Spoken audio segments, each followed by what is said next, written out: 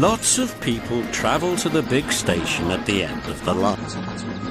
Engines from the other railway sometimes pull their trains. These engines stay the night and go home next day.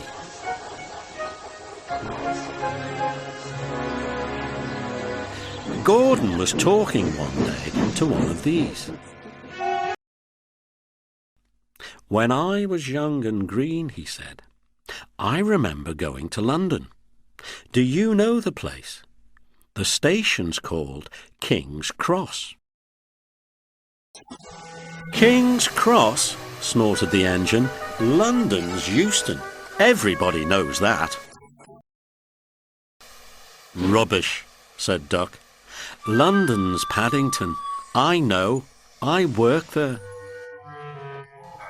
They argued till they went to sleep. They argued when they woke up.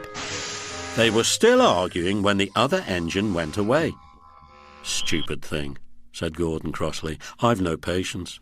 "Stupid yourself," said Duck. "London's Paddington. Paddington. Do you hear?" "Stop arguing," James broke in. "You make me tired. You both agreed about something anyway." "What's that?" "London's not Euston," laughed James. "Now shut up." Gordon rose, still grumbling. "I'm sure it's King's Cross. I'll go and prove it." But that was easier said than done.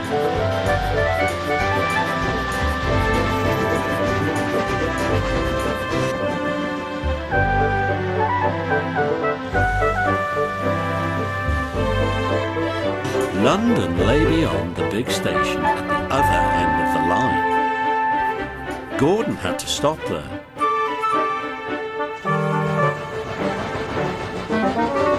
Another engine then took his train.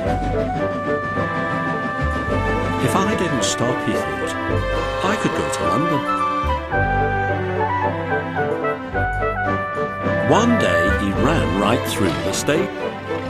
Another time he tried to stop before the fireman could uncouple the coaches.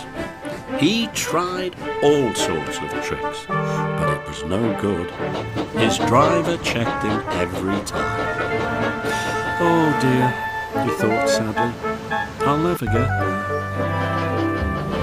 One day he pulled the express to the station as usual. His fireman uncoupled the coach, and he ran onto his siding to wait till it was time to go home.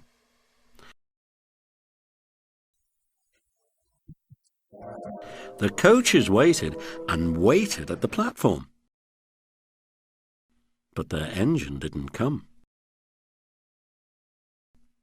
A porter ran across and spoke to Gordon's driver. "The inspector's on the platform. He wants to see you." The driver climbed down from the cab and walked over the station. He came back in a few minutes looking excited. "Hello," said the fireman. "What's happened?" The engine for the express was turned over when it was coming out of the yard.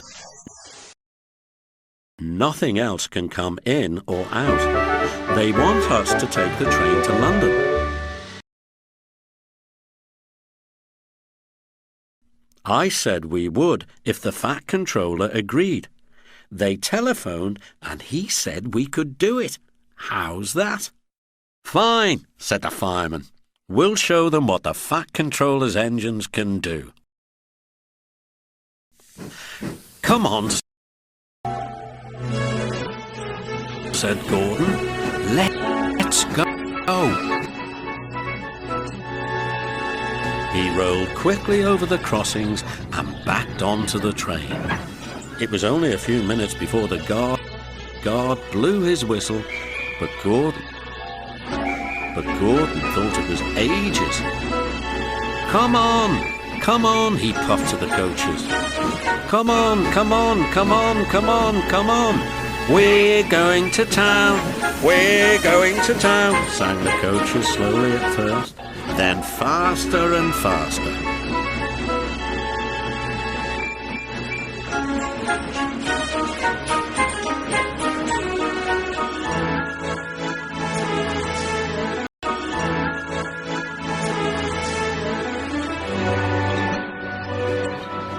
found that London was a long way away.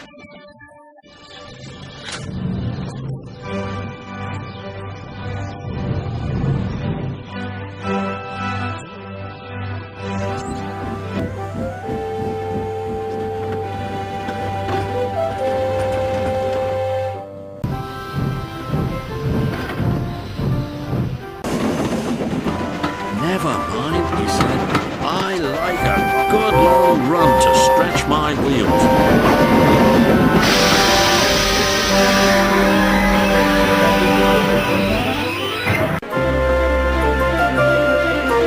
All the same.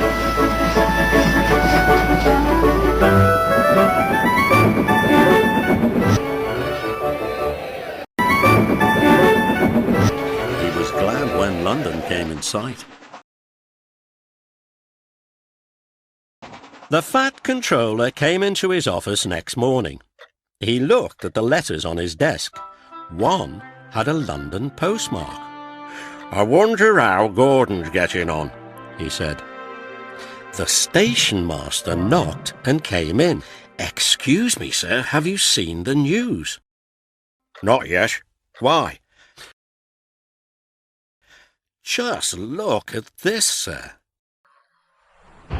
The Fat Controller took the newspaper. "Good gracious me," he said. "There's Gordon. Headlines too. Famous engine at London Station. Please call to control crowds." The Fat Controller read on, absorbed.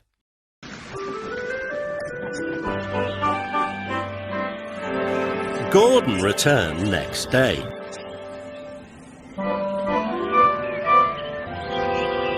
The Fat Controller spoke to his driver and fireman. "I see you had a good welcome in London." "We certainly did, sir. We signed autographs till our arms ached, and Gordon had his photograph taken from so many directions at once that he didn't know which way to look." "Good," smiled the Fat Controller. "I expect he enjoyed himself, didn't you, Gordon?" "No, sir, I didn't." "Why ever not?" "London's all wrong," answered Gordon sadly. "They've changed it. It isn't King's Cross anymore. It's St. Pancras."